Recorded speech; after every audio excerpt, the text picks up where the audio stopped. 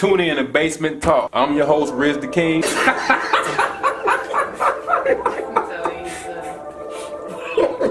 gonna get this man to say something stupid. This is G-Ray coming out of St. Louis. Get my phone. It's an argument about the right. Man, I'm telling you. So this is real life for me.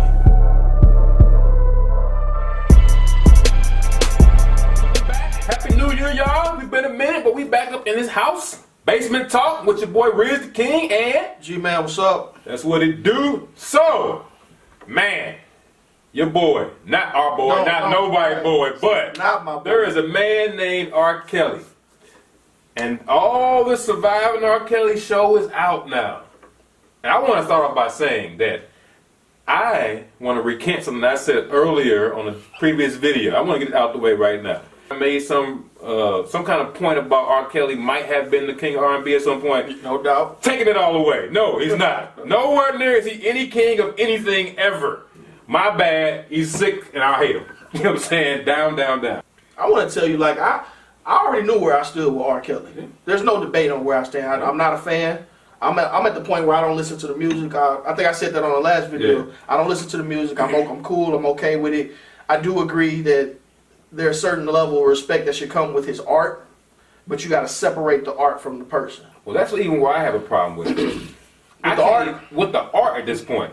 Because, so previously, with the art, I thought that his art pre-allegations, the first tape that came out, right. I thought that had nothing to do with where he was at that date. Okay. But watching this series, he's been this way forever. That's so that means before he wrote the song, you know what I'm saying? So to me, I'm like, wait a minute, I can't like his first song. You know but see, we didn't elaborate on that. That's something I've always known about. See, what popped up with him is not something that made him a star. It's not that something that just started once he became popular. That type of problem, that type of issue in your life comes from a different, deeper, darker place. Yeah. And it's going on forever. Right, it's always been there. You guys, I don't know if you've seen his interview where, I wish I could tell you who interviewed him, but he has like on a red jacket and he's talking about his mother in the way that she would drink from a coffee cup and leave lipstick on it, and he would drink from that same spot, and he got a crush on his mama in a mother-son way. That's weird. I love my mama. I ain't never, ever in the world, in no point in my life said I had a crush on my mom. And I don't want a crush in what? Like, you don't crush you don't have a... It's just weird. It's just out there, man, and the more he talks, the more disturbing that it is. But I've never supported it. And I don't know if you noticed this, but when you look at the people on your friends' timeline on Facebook, right, you got certain people that defend him. And I got a problem with them too. I've been seeing on Facebook, oh well, you can't, if you're gonna blame him, then you gotta blame the parents. Okay, that's logical. But I'm seeing more and more excuse. Oh, it's the parents' fault. You gotta blame the managers. And I don't get it. Why are they passing the blame from the person that is doing it? Exactly. And it's not, they're not lying. They're bringing up good points. But you go to the source of the problem. Yeah. These other people made little mistakes. Like, what I know, just him marrying Aaliyah. And I was a preteen in the early 90s. So I remember Aaliyah and, she was cute, but I don't ever remember looking at Aaliyah like that. And I was young enough she's to. older than me. Yeah, she's older than both of us. But still, like, he was 28 or 29 at the time. So he was 27 and she was 15 when they got married. That don't make no sense, man. That's the weirdest thing I've seen in my life. To forge documents knowingly so you can lay with a 15-year-old, man.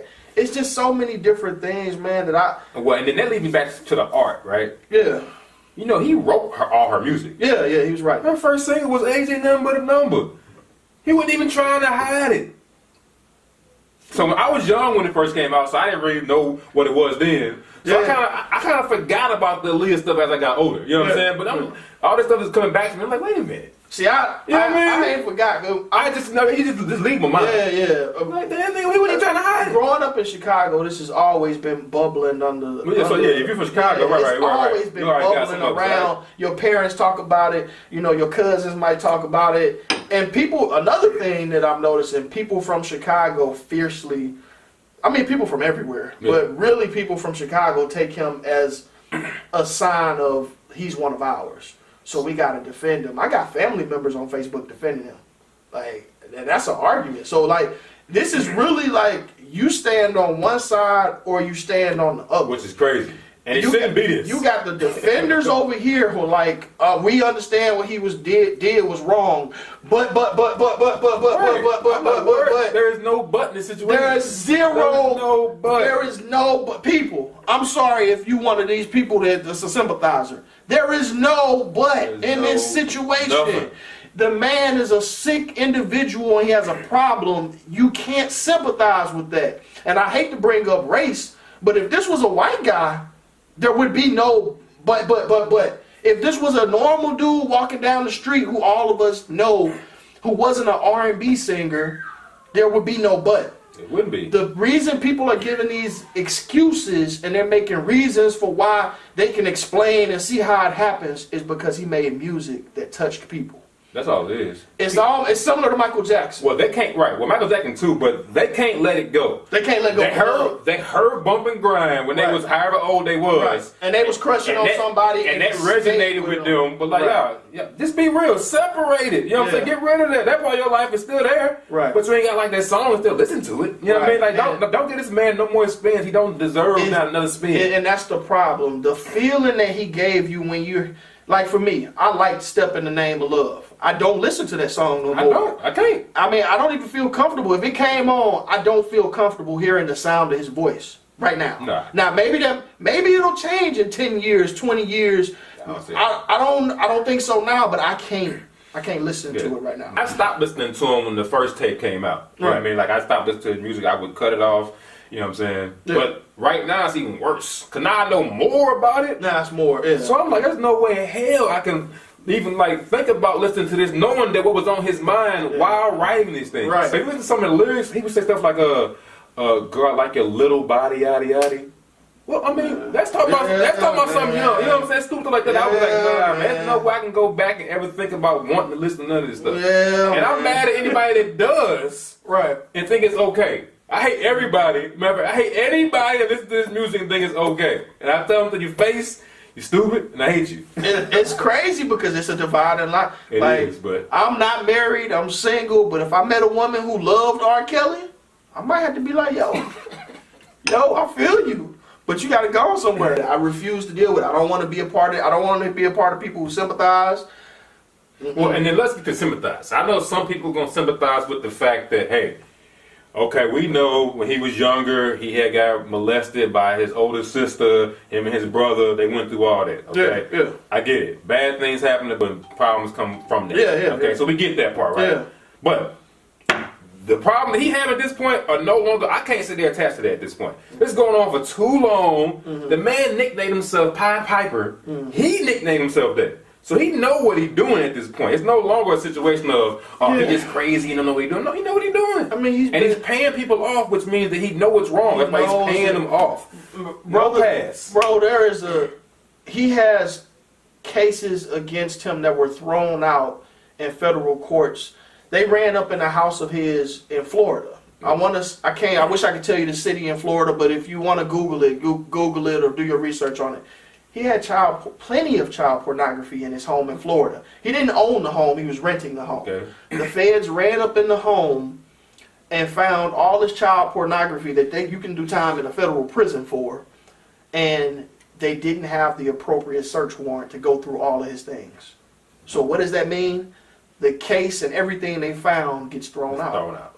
See, that's like all, it never happened. That's all technicalities, but the truth is still there. The truth is still there. It's not just a one-time situation or, hey, blame the parents. This is repeated over A girl named Lisa Ann, who actually just did a Breakfast Club interview that I just watched today. Okay. And she came out and she said that she was part of that sex tape that came out. She's the reason why that when he went to trial. Okay. She's the one that released the sex tape to have him go to jail. Okay. Because she actually mentioned that same girl that was in that video, the little girl, right? She at some point was forced to have a threesome with her and R. Kelly. Okay. So she knew that this stuff was wrong, but she said R. Kelly lied and told her that the girl was 17. Okay. So so she was all about it. So she then came out and mentioned all this stuff, right? But people are talking like she waited too long to say something.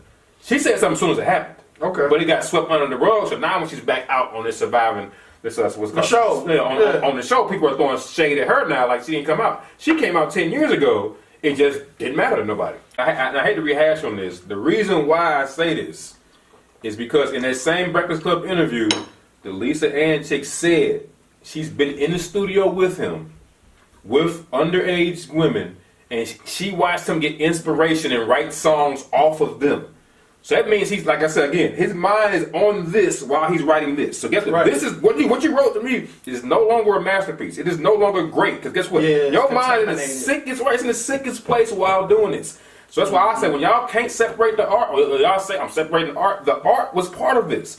It's not like he wrote a book about Martin Luther King and nothing to do with it, and it's a great book. Right. That's separate. No, his art was the nasty mind of himself putting it to music. But you got a certain amount of people in the world that can't let it go. They can't. They cannot let that song go. Those songs, the collection of songs, they can't let them go. Because like you said, it's a nostalgia thing. Right. He made them feel something. When they was 15 or whatever. Right, when they was going through their own personal, and that's the power of music, for real. Music can do that to you. It's the power of music itself. That's why, and I don't claim to be the holiest person ever, but that's why you would hear old heads or people back in the day say that music is the devil, or music is this, or music is that. I don't want to get deep because I don't know as much to go there. But that's why that's said. But it's cognitive dissonance.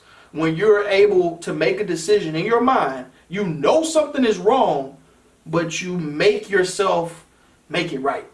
You know what I'm saying? Right. I know it's wrong, but I need to deal with this in some sort of way. So in my mind, I'm gonna flip it around. I'm gonna make it about this person. I'm gonna make it about them, and I'm gonna make it about this because I am not willing to face the facts. It's cognitive dissonance. Borderline hypnotized. Right. You're doing it to yourself to make it okay, and I'm not with that. Hold up. Your people from Chicago. Are they cool with Kanye? Female. Are they still cool with Kanye? I was actually thinking about that a couple Are days they still ago. cool with Kanye? All right, so you mentioned earlier that you from Chicago. Right. So they know, R. Kelly from Chicago. But another artist from Chicago that's getting a lot of controversy. Right. And you were saying how your people from Chicago are still cool with R. Kelly. Yeah. So are your people from Chicago cool with Kanye? No, not at all. Now, how is that? Kanye West is more vilified in Chicago right this very moment.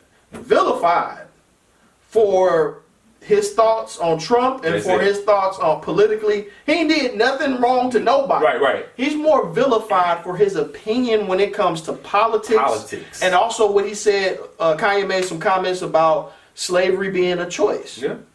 That struck more of a chord with people, and he lost a lot of his following in Chicago over that than R. Kelly is right now. You got more people backing R. Kelly for his crimes than Kanye West for his opinion. For his opinion. Just think about that. That's powerful. This man's opinion means nothing. Right. This man's actual statutory crime. His actions People in real life. Kanye is and not just in Chicago. It's not. It's bigger than Chicago. That's what I'm just saying. I wasn't in Chicago in particular. Everybody across the nation expressed concern over Kanye. Hate for Kanye. And we need to trade this coon in for this other person. Right. But there's an actual debate about R. Kelly. There's a split down the middle of R. Kelly. It's crazy, man. Hey, people, get your mind right. That's all we're saying. Get your mind right, man. I want y'all to think about that. Kanye is vilified, and we're debating R. Kelly.